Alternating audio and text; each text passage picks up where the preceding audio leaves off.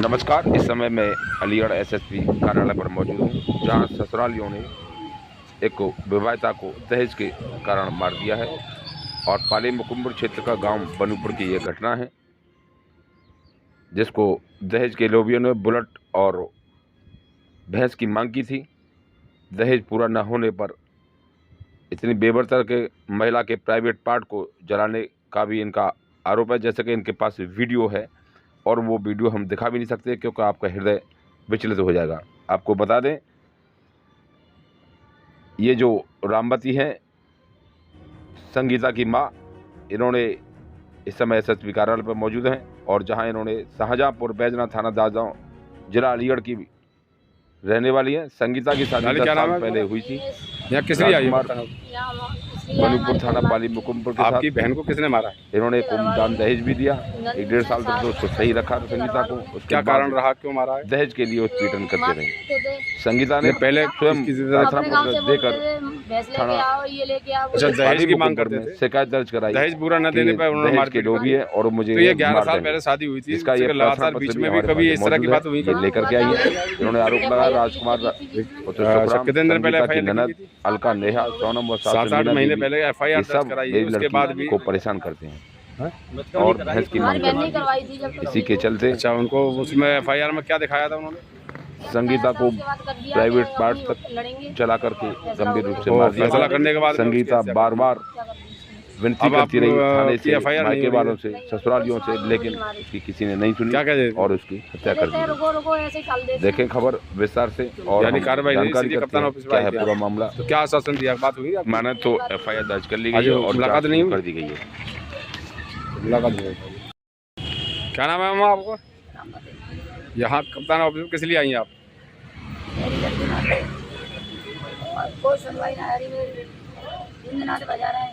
क्या हुआ, क्या था आपके साथ में क्या हुआ है? किसने मारी लड़की? आप कहाँ की रहने वाली हैं और आपकी बेटी कहाँ थी? कितने दिन पहले शादी हुई थी आपकी? 11 साल से सही रह रही थी।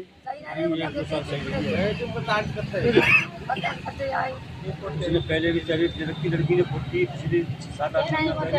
आप बताना, इधर लगाओ इन पे। क्या नाम है जी आपका? मेरा नाम अनार सिंह है सर। कहाँ के रहने वाले हैं? शाहजहांपुर बैजनाथ। ये जो घटना आपकी बेटी के साथ हुई है, ये क्या मामला है? ये मेरी चचेरी बहन है, ये मेरी चाची है, ये विधवा है। हाँ। हमारी चाचा एक्सपायर हो चुके काफ़ी साल पहले, बच्चे को छोटे छोड़ चली गई थी। हाँ। इन्होंने शादी कर दी थी 10 साल पहले लगभग अपनी एक लड़की की बनूपुरा गाँव में, जो पाली थाना में पड़ता है। उनका एक मकान बाढ़ौल में भी है, तो वो बाढ़ौल में भी रहते थे। तो बाढ़ौल लोधा थाने में नहीं, पाली थाना में। अच्छा, पाली थाने में। तो वो एक मकान उनका वो वहाँ पर भी है, वहाँ भी रहते थे और बनूपुरा भी रहते थे। तो ये हमारी चचेरी बहन जो है और बहनोई दोनों 6 दिन हमारी अपनी बड़ी साली के पास, मतलब हमारी बड़ी बहन जो है इनकी, उसके पास नोएडा 6 दिन रह के आई और 6 दिन आए। वो दोपहर को 2 बजे कहाँ से गाड़ी में बैठे, बिल्कुल ठीक ठाक नॉर्मल स्थिति में। और उसके बाद में यहाँ घर में आकर के उनमें वाद विवाद हुआ है। शाम को आप आए होंगे घर पर, 2 बजे बैठे नोएडा से, तो रात को मारपीट हुई है, सुबह मारपीट की है उससे और गुमराह करते हैं लड़की को, फोन पर बात नहीं करने दी इसको, भी इसको छोटी बहनों को। और उसके बाद में हमारे लिए सूचना मिली है, इससे आधार कार्ड नंबर पहुंचा है, उसकी कॉल डिटेल भी है इनके पास, लड़की का आधार नंबर पूछा है। और उसके बाद में हमें 5 बजे सूचना मिली है कि लड़की मार दी गई। और उसके बाद हम पहुँचे तो लड़की हमें बहुत बुरी पदार्थ स्थिति मिली है, उसकी काफ़ी चोटें लगी हुई हैं, उसकी वीडियो भी है। और उसके बाद पुलिस को सूचना दी तो पुलिस 2 बार थाने घूमे आए, हमारी चाची और कई लोग, लेकिन एसओ साहब ने कह दिया डेड बॉडी घर पर पड़ी है। एसओ साहब ने कह दिया कि आप जाओ, हम गश्त में घूम के आ रहे हैं। और गश्त में घूमने के बाद भी नहीं पहुँचे। जब उसके बाद में 2 बार चक्कर थाने काटने के बाद में 112 पे कॉल किए बच्चों ने, वो भी दिल्ली से, दिल्ली में बच्चे रहते हैं वहाँ से कॉल करवाई है किसी ने, तब 112 टीम पहुँची है। उसके बाद में फॉरेंसिक टीम पहुँची है, उसके बाद में एसओ साहब पहुँचे। जब जाके कार्रवाई नहीं हो रही है। अब तहरीर की हमने की, तहरीर नहीं ली हमारी, का पोस्टमार्टम करा रहा, तहरीर तो चार्ज दे दें तुम्हारी हॉलदार ने। पोस्टमार्टम के लिए डेड बॉडी आ गई, पोस्टमार्टम करा ले गए। दूसरे दिन पहुँचे तो उन्होंने कह दिया कि तहरीर तो लगी जाएगी आपकी, आप संतुष्ट रहें, आपका केस हो जाएगा, फैसला कर लो। फैसला के लिए कह रहे हैं वो, वहाँ के लोग भी फैसला का दबाव बना रहे हैं, एसओ साहब भी फैसला की कह रहे हैं कि बच्चों को ये कर दो वो कर दो, लेकिन उसको दंड देने की कोई नहीं कह रहा। क्यों मारी हमारी लड़की की वजह नहीं मालूम पड़ी, मारी क्यों।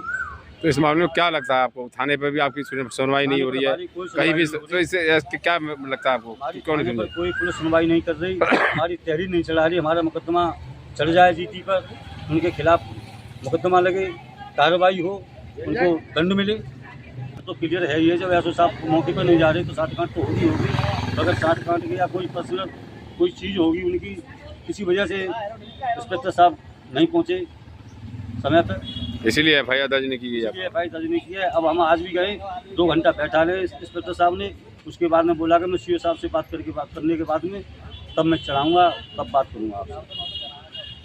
उसके बाद में हम यहाँ कप्तान साहब के